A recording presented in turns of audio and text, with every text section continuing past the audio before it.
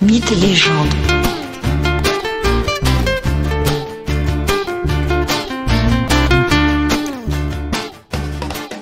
Bonjour à tous et bienvenue dans ce nouvel épisode consacré au cycle arthurien. Aujourd'hui, je vais vous raconter la vie de Lancelot, ses aventures personnelles, son rôle aux côtés du roi Arthur et son amour pour la reine Guenièvre, ainsi que sa participation à la quête du Graal. Lancelot a une filiation royale. En effet, son père est le roi Ban de Bénoïc et sa mère, la reine Hélène. Il est né en Petite-Bretagne, c'est-à-dire la Bretagne actuelle, alors que le reste du cycle arthurien se déroule dans le sud de l'Angleterre. Son père est le roi d'un royaume d'Armorique. Alors que Lancelot n'a que 2 ans, son père, Ban de Bénoïc, est contraint de quitter sa forteresse et sa cité car son pire ennemi vient de lui prendre. Ban de Bénoïc s'échappe avec sa femme, son fils et quelques amis. Il se retourne du haut d'une colline et il aperçoit que l'incendie ravage son château. Il ne supporte pas cette vision et s'effondre mort instantanément. La reine Hélène pose alors le tout jeune Lancelot au sol pour aller secourir son mari. Voilà alors que la magicienne Viviane, la dame du lac, enlève Lancelot et l'emmène dans le palais que Merlin lui a construit sous le lac, par amour.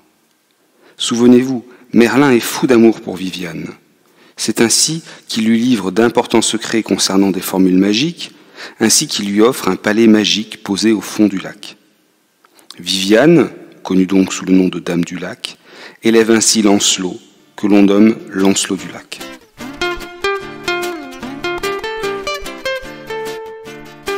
Une fois en âge d'être adoubé, c'est-à-dire de devenir chevalier, Viviane conduit son jeune protégé jusqu'à Camelot, à la cour du roi Arthur. Ce dernier accepte bien entendu de le prendre auprès de lui, et lors de la cérémonie d'adoubement, Arthur est contraint de s'absenter. Il revient donc à la reine Guenièvre, épouse d'Arthur et magnifique jeune femme, de procéder à l'adoubement de Lancelot. La rencontre entre Guenièvre et Lancelot est à l'origine d'une histoire d'amour absolument passionnelle. Lancelot n'aura Dieu que pour elle, l'épouse de son roi. Guenièvre n'est pas moins amoureuse du jeune chevalier, sans pour autant ne pas aimer Arthur.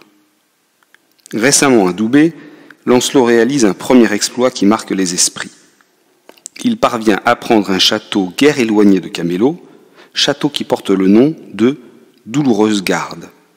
Il s'agit d'un château défendu par 20 guerriers, 20 chevaliers puissants et qui attaquent systématiquement ensemble toute personne tentant de pénétrer l'enceinte du château.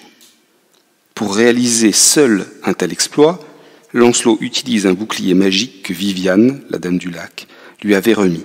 Ce bouclier permet de démultiplier sa force. Lancelot est un chevalier errant. Bien que ami et proche d'Arthur, il lui arrive souvent de quitter la cour pour réaliser tel ou tel exploit ou aventure. Le roi décide donc de le faire son champion, c'est-à-dire son chevalier le plus proche, celui à qui il confie les missions les plus importantes. Arthur espère sûrement ainsi le garder un peu plus auprès de lui.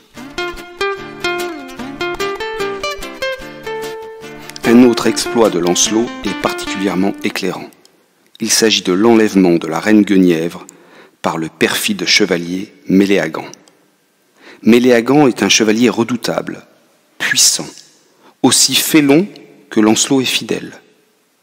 Il arrive un jour au château de Camelot, le jour de la fête chrétienne de l'Ascension. Plutôt que de séduire Guenièvre comme le fait Lancelot, Méléagant l'enlève contre son gré. Cet épisode permet de faire de Lancelot l'archétype du chevalier courtois en opposition à Méléagant. Lancelot se lance à la poursuite du kidnappeur aux côtés de Gauvin et de quelques autres chevaliers de la table ronde. Mais voilà que Méléagant parvient à semer ses poursuivants. Ceux-ci s'égarent et doivent finalement demander leur chemin à un nain qui conduit une charrette. Le nain refuse de leur indiquer la route à suivre, sauf si l'un des chevaliers accepte de monter sur sa charrette. Quelle drôle de demande! En fait, il s'agit d'un symbole. La charrette est à l'époque un symbole très peu glorieux. Celui qui y monte est soit le condamné à mort, soit un pauvre hère, un simple ouvrier, un paysan. Bref, y monter est un geste contraire à l'honneur, et plus encore à l'honneur du chevalier. Ainsi Gauvin refuse, Son honneur chevaleresque passe en premier. Mais par amour, Lancelot accepte. Le nain indique donc le chemin à suivre pour retrouver Méléagant et son royal otage, la reine Guenièvre. Lancelot parvient à rattraper Méléagant. Le combat est d'une grande violence. Il est particulièrement disputé. Mais Lancelot finit par décapiter Méléagant et libère ainsi Guenièvre qu'il peut ramener à la cour.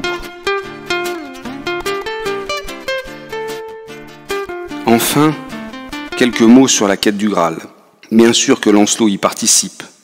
C'est au cours même de cette quête, alors qu'il a trouvé le château de Corbénic qui protège le Saint Graal, que Lancelot couche avec la fille du roi pêcheur, gardien du Graal, et conçoit Galahad, son fils. Connaissant l'infini amour que Lancelot porte à Guenièvre, la fille du roi pêcheur lui fait boire une potion pour troubler ses sens. Lancelot pense alors coucher avec Guenièvre, mais lorsqu'il s'aperçoit au petit matin qu'il a été dupé, il est pris d'une crise de démence et part se cacher quelque temps dans la forêt. En fait, la relation secrète de Lancelot avec la reine Guenièvre entache la pureté du cœur de Lancelot et lui interdit de réussir cette quête religieuse par excellence. L'amour pour Guenièvre est fondamental dans la vie de Lancelot. Pour la reine, il est prêt à perdre son honneur de chevalier en montant sur la charrette du nain. Il refuse aussi les avances de la magnifique Morgane. Et enfin, il trahit son roi. À la fin de sa vie, Lancelot se retire dans un monastère et y meurt paisiblement. Seul Galahad, parmi l'ensemble des chevaliers de table ronde, réussit à dépasser Lancelot dans la perfection de la réalisation de l'idéal chevaleresque.